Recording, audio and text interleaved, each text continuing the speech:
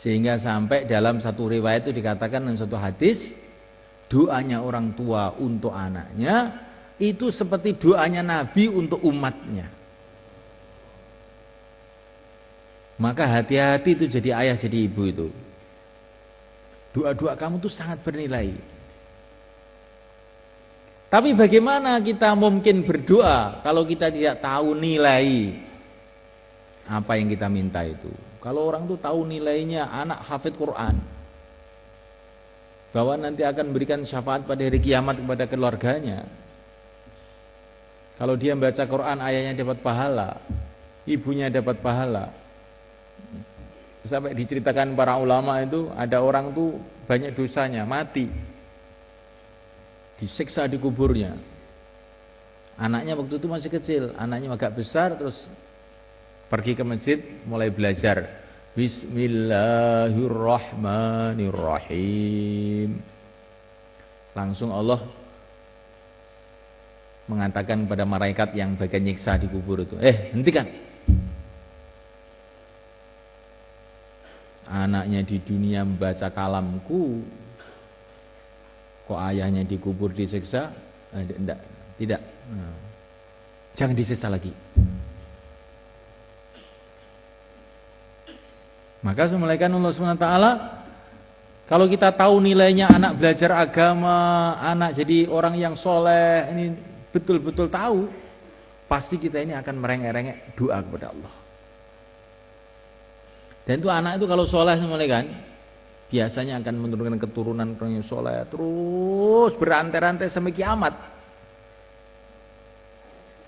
Kalau tidak keturunannya ya ilmunya akan berantai-rantai, bersambung-sambung, manfaatnya sampai kiamat dan kita dapat pahalanya terus. Maka anak soleh itu penting mulaikan. Dan kalau anak kita itu soleh, kita jangan khawatir apa-apa. Sayyidina Umar bin Abdul Aziz, ini khalifah pada tahun 100 Hijrah. Ini cucunya Sayyidina Umar bin Khattab, yang amalannya itu mirip dengan Sayyidina Umar bin Khattab. Ketika beliau mau wafat, itu anak-anaknya kecil-kecil di sampingnya. Anaknya itu pakaiannya itu sederhana-sederhana, tambal-tambal, saking miskinnya. Padahal beliau ini khalifah, presidennya waktu itu, rajanya pada waktu itu. Sehingga famili-familinya itu datang kepada Sayyidina Umar. Ya Amirul Mukminin, ini anak-anak kamu kayak begini ini. Ini saya punya harta halal 100%. Saya berikan kepada kamu. Saya tidak perlu harta, sudah mau mati untuk apa harta? Kalau engkau tidak mau, kau kasihkan anak-anak kamu. Tidak perlu anak-anak saya harta. Kan miskin-miskin anak kamu, tidak perlu. Jangan kamu kasih harta anak saya. Anak saya ini, kamu tahu ya, anak saya ini, kalau dia soleh, sudah dijamin oleh Allah. Wallahu yatawallas shalihin. Allah akan memelihara, menjaga orang-orang soleh. Kalau sudah dipelihara oleh Allah, dijaga oleh Allah, untuk apa saya risau? Untuk apa saya kasih bekal? Allah sudah jamin. Kalau anak saya ini nakal, nah, anak nakal kok dikasih bekal, nanti tambah untuk nakal nanti. Enggak usah kamu bantu apa-apa anak saya. Kemudian beliau wafat. Setelah beliau wafat, apa yang terjadi? Anak-anaknya yang miskin-miskin tadi tidak lama kemudian jadi orang-orang kaya, jadi dermawan-dermawan. Kalau sedekah itu kadang-kadang satu hari 100 unta, 100 kuda. Ini barokahnya amalan orang tuanya dan husnuzonnya orang tuanya kepada Allah. Jadi wali murid itu jangan berpikir nanti kalau anak saya itu untuk agama, nanti terus bagaimana makannya, minumnya. Loh, itu pikiran yang tidak benar.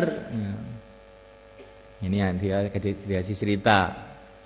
Ada satu orang datang ke Pakistan, ke Rewin, ketemu Syekh Abdul Wahab. Maka orang tadi mengatakan, Syekh, anak saya ini 5, yang 4 itu sudah punya pekerjaan semua, sudah mandiri semua. Tapi yang satu ini hanya ngaji saja, Syekh. Doakan ya supaya ini yang ngaji ini ya dapat pekerjaan, dapat penghidupan yang baik.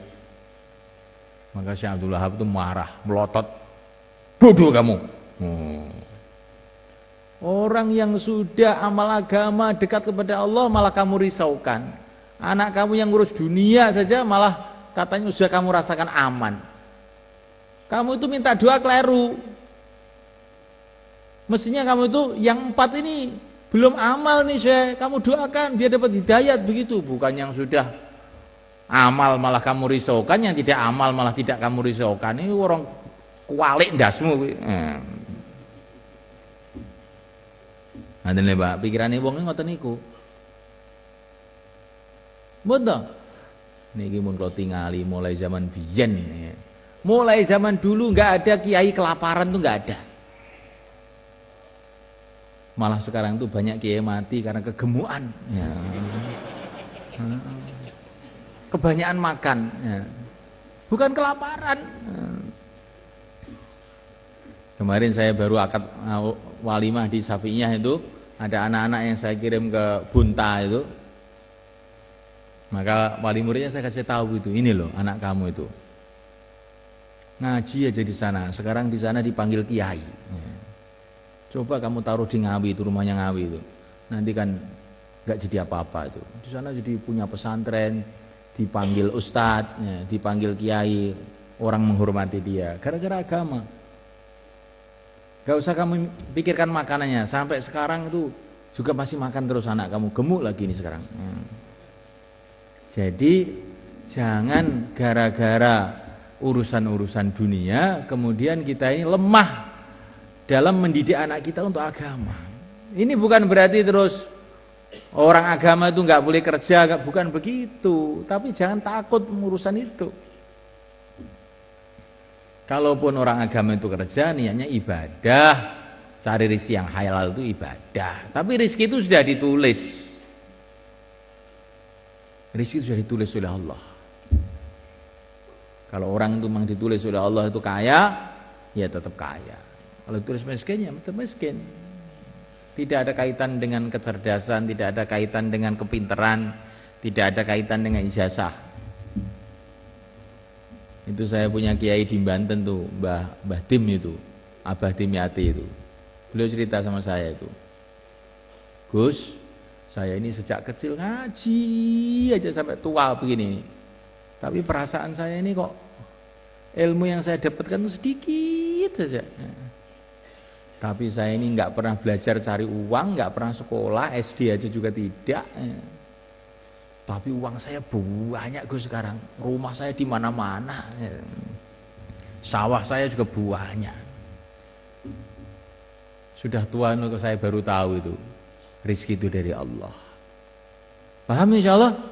Nah, karena ini wali murid itu macam-macam.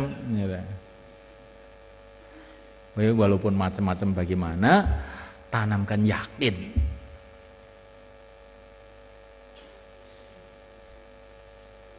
Saya dengan kamu, dengan semua santri sama saja. Maksudnya sama saja itu gimana? Rizkinya dari Allah. Jangan khawatir orang tidak makan di dunia ini. Namanya lalat saja dikasih makan oleh Allah. Masa hafid Quran nggak dikasih makan? Insya Allah akan makan lebih banyak lagi kamu insya Allah tahun ini. Kenapa di pondok itu makannya cuma 2 kali?